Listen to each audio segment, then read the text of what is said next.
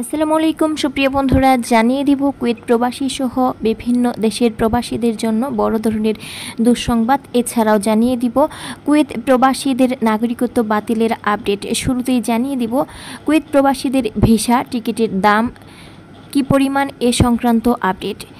তার আগে অবশ্যই আপনারা আমাদের ITTV নিউজ ভিডিও ইউটিউব চ্যানেলটি সাবস্ক্রাইব করবেন আর বেল বাটনে ক্লিক করে রাখবেন।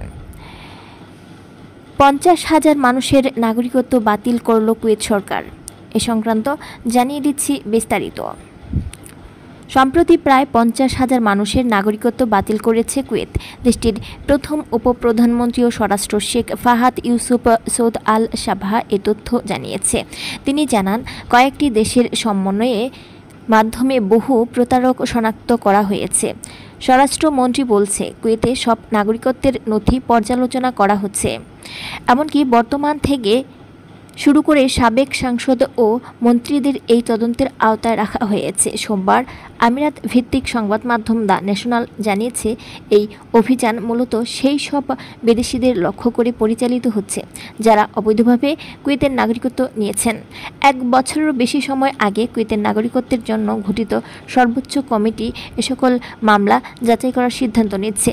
চলিত বছরে অভিযান তীব্র হবার পর থেকে প্রায় 50,000 মানুষের নাগরিকত্ব বাতিল হয়েছে।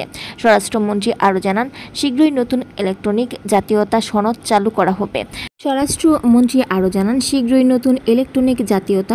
চালু করা হবে। কুয়েত মূলত দ্বৈত নাগরিকত্বের অনুমোদন দেয় না, ফলে কুয়েতের নাগরিকত্ব নিতে হলে আগের নাগরিকত্ব ত্যাগ করতে হবে। এই উদ্যোগের মূল উদ্দেশ্য প্রতারকদের নাগরিকত্ব বাতিল করা। তবে কিছু ক্ষেত্রে রাষ্ট্রের উচ্চ স্বার্থেও নাগরিকত্ব বাতিলের ঘটনা ঘটেছে। কুয়েতের নাগরিকত্ব বাবার মাধ্যমে সন্তানদের সক্রিয়ভাবে দেওয়া হয়। তবে স্বরাষ্ট্রমন্ত্রীর মনোনীত কুয়েতের নাগরিকদের নিয়ে গঠিত এই উচ্চ পর্যায়ে কমিটির মাধ্যমে বিদেশিদের ও নাগরিকত্ব প্রদানের বিধান রয়েছে। প্রতিবেদনে বলা হয়েছে, কয়েক দশক আগে কুয়েতের উন্নয়নে অবদান রাখার কারণে অসংখ্য বিদেশি নাগরিকত্ব পেয়েছিলেন। তবে নাগরিকত্বের অধিকার নিয়ে দেশটির দীর্ঘদিন ধরে বিতর্ক রয়েছে। এর মধ্যে অন্যতম হল 1,20,000 রাষ্ট্রবিহীন মানুষ বেদুইন ইস্যু, যা রাজনৈতিক টানাপোড়েন ও আইনগত জটিলতার কারণে বহু বছর ধরে অমীমাংসিত রয়ে গেছে। জানিয়ে দিব এদিকে আরও, ঢাকা কুয়েত রোডে সিঙ্গেল টিকিটের দাম বেড়ে 3 গুণ।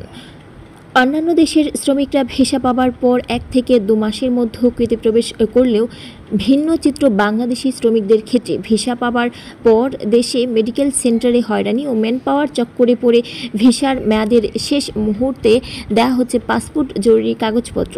নিয়মিত প্রবাসীদের পাশাপাশি নতুন ভিসায় বিদেশগামী যাত্রীদের কারণে ঢাকা কুয়েত রোডে দেওয়া হয়েছে ফ্লাইট সংকট, যার ফলে 30 থেকে 40,000 টাকার সিঙ্গেল টিকিট বর্তমানে 3 গুণ বেড়ে পৌঁছে 1.5 লাখ টাকায়।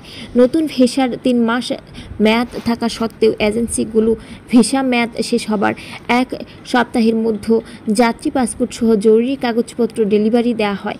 ফলে দেশি এবং কুয়েত টিকিট এজেন্সিগুলো বাংলাদেশ বিমান, কুয়েত এয়ারলাইন্স, জাজিরা সরাসরি ফ্লাইটের টিকিট খুঁজে না পেয়ে অনেকেই বাধ্য হয়ে 3 গুণ দাম দিয়ে টিকিট নিচ্ছেন। আবার সিট সংকটের কারণে নতুন ভিসায় কুয়েতগামী অনেক প্রবাসী ভিসা বাতিল হয়ে যাবার শঙ্কাও রয়েছে। নতুন যাত্রীদের চাপের কারণে এই রোডে নিয়মিত যাত্রীরা বিশেষ জরুরি প্রয়োজনে টিকিট আগানো ও পেছানোর ক্ষেত্রে পড়তে হচ্ছে বিড়ম্বনায়।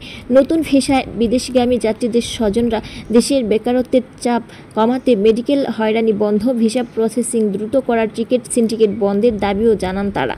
এ ছিল সুপ্রিয় বন্ধুরা আমাদের ITTV নিউজ ভিডিওর সর্বশেষ প্রবাসী সংবাদ। পরবর্তীতে প্রবাসীদের জন্য আপডেট খবর পেতে আমাদের চ্যানেলটি সাবস্ক্রাইব করবেন আর বেল বাটনে ক্লিক করে রাখবেন। বেল বাটনে ক্লিক করার ফলে সকল ভিডিওর নোটিফিকেশন সবার আগে পেয়ে যাবেন।